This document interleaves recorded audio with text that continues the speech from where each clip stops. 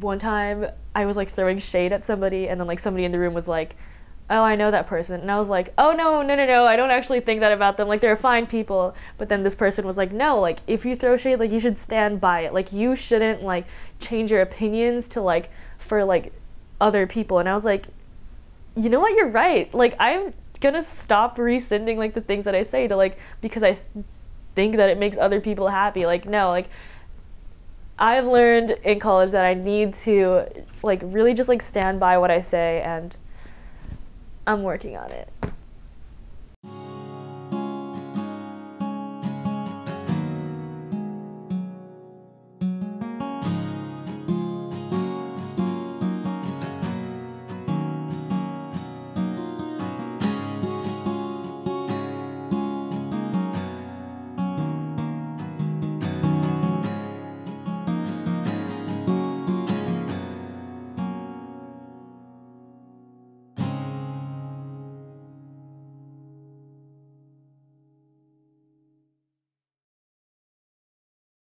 I have two older brothers. I say they're my two shadows because when I was in 4th grade, I did my first performance ever. I did a monologue and I wrote it myself, and it was about them, about how they wouldn't let me like do stupid stuff like wear a bikini or something like that. But in the end, like, they're my like bodyguards. I love them with all my heart. They have taught me so much, and they're my best friends forever. I tell them everything, especially when there's like hard times. They are always there for me. Like, I don't talk to them every day, but I know that anytime I could contact them. My dad is my best friend. He always tries to bring positivity and like tranquility also into my family. Whenever there's like a hard time or something, he's the one that calms everyone. Since I was a little girl, he always likes to play with me. He would tell me, okay, run to the kitchen. I'll give you 10 seconds, get me a glass of water, and let's see if you get there in 10 seconds. And it was like, I was so excited to get there before those 10 seconds. And I remember he started like 1, 2, and I started running, and he would stop counting, obviously. And then I would come back and he was like 9, 10. I was like, yes, I did it. So he always like taught me that I could do anything, and that has always been keeping me doing stuff. And whenever I comment, I'm like, I can't do this, he's like, no, don't ever say that. Like, you can. And I just love him for always like motivating me to do everything that I want to do.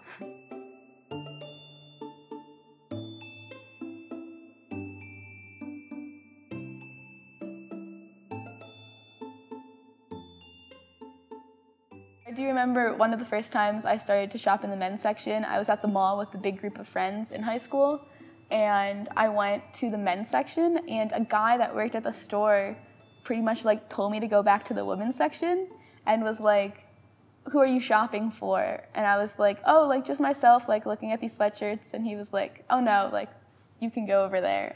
And I was like really like off-put. And like my friends who don't shop in the men's section were also very like surprised and like very comforting, which I was really grateful for. But I'm very glad that I can do that now, and it's like really not a big deal.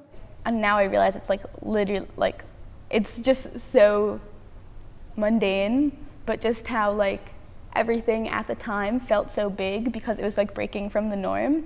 Before, I just didn't care about what I wore at all. It wasn't even like a thing that annoyed me. It was just like not something that I thought about. But when I started to think about it more, I got uncomfortable with things that I was wearing I didn't feel like attached to, or that it like represented who I was to people like seeing me. So I started to just shop at like sale section of PacSun Men's. That's where I got this shirt. But just like starting to do things like that, and I like usually like shopping with my mom the most, but like when I started doing that, she kind of was very like, are you sure? Like that doesn't really do anything like for you. And it's just like, at first that was like kind of difficult, but now she's grown kind of like it and like sometimes pick out things for me that are even in the men's section. Over break, me and my little brother went to a Goodwill, and I found like a collared striped shirt with a little Scooby-Doo patch on it.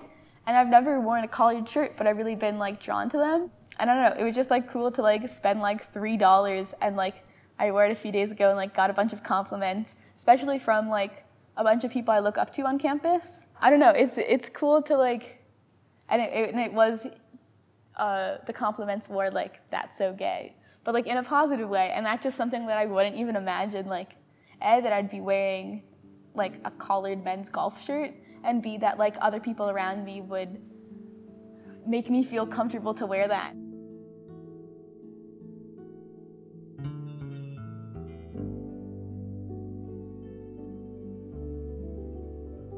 Kind of just seeing my mom like deal with her day-to-day life was empowering. It doesn't make a lot of sense when I say it out loud, but just like seeing her, especially in the context of like her job and like the things that were going on sometimes, she would kind of just continue going on, especially at times where like things were rough. She used to work in a male-dominated field for many, many years.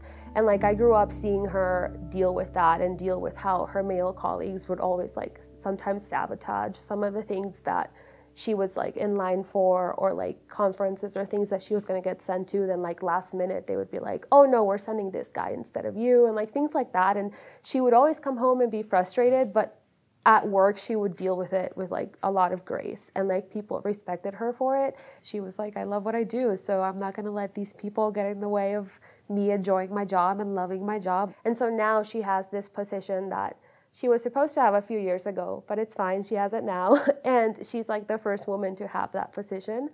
And to me, that's like, I see that and I'm like, Mom, I'm so proud of you, this is amazing. It's because it taught me a lot about just, you know, being able to not just be like a strong woman in like a male-dominated space, but also just knowing that things don't always have to be perfect in your life, and that that's okay, and that you can keep going on, and that eventually you'll get to a point where all that sacrifice or all the things that you go through are worth it at some point.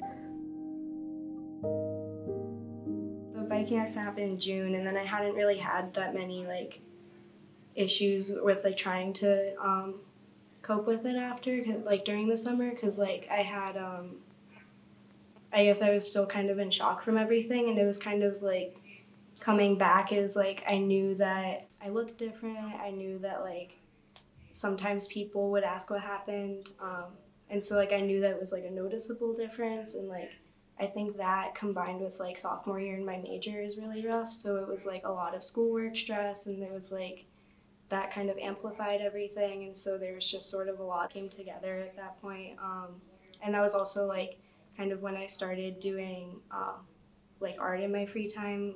Also like it helped a lot with just like when you feel really frustrated and you don't really know like how to deal with anything. That's really a big thing to be able to do, just like putting things on a paper that can express what you're feeling in more than words can. There was one day about 3 days after I had the accident, and I couldn't eat solid foods, which was super frustrating.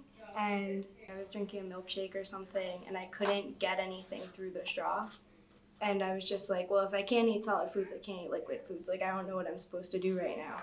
And then that kind of combined with, like, my parents would kind of give me this, like, very concerning look, and you can just, like, see it in their eyes, tell that they're not really looking at your eyes, like, they're looking at everything else that's happening, and they're thinking about how they're going to deal with it. And, like, I think that there were just a lot of factors that sort of built up to it, and, like, I just suddenly, like, that's, like, I needed to, like, release that somehow.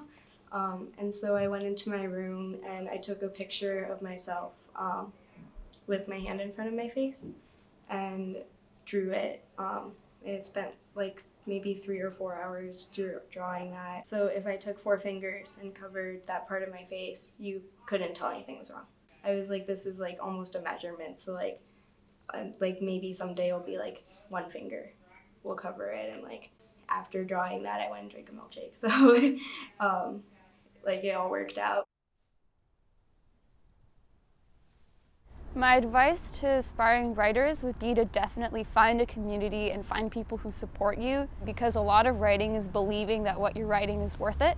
So I would say definitely find someone who can be like your hype man. I've learned that there are so many stories, and each story is unique to a particular individual who's telling it. So every story matters, and no one can write the same story as someone else. Don't quit just because you don't have a community. You are making that community for the women and other marginalized genders who come behind you. So keep persevering, because you're forging that path.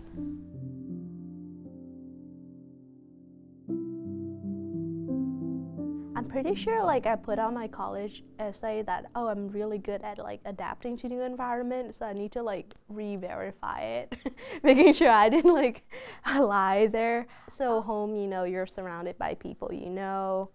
I grew up in like a pretty small town, so kind of I know a lot of people. You see like friendly faces everywhere. If you have a problem, you can call up like your friend, your other friend, your other friend, call for your mom. But like over here, I kind of don't really have anyone that I grew up with and know me all my life. So establish myself that, okay, you're like in a new country, you gotta be more independent, you know. And you can't just really share everything with people back home because they don't have the context and you're just like gonna freak them out.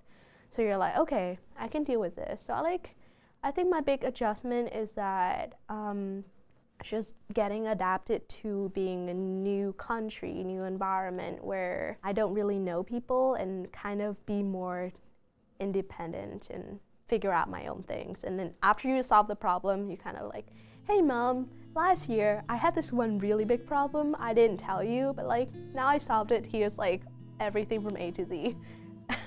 So kind of like switching to like a new mindset that like, okay, you're solving your own problem now. I've got water in my veins, crimson in my gaze. There's no amount of shame that could hinder me, love, but that's easier said than done. If I cast my fate, watch it waste away, will I find that I lost more than I've gained? But you know reflections can change.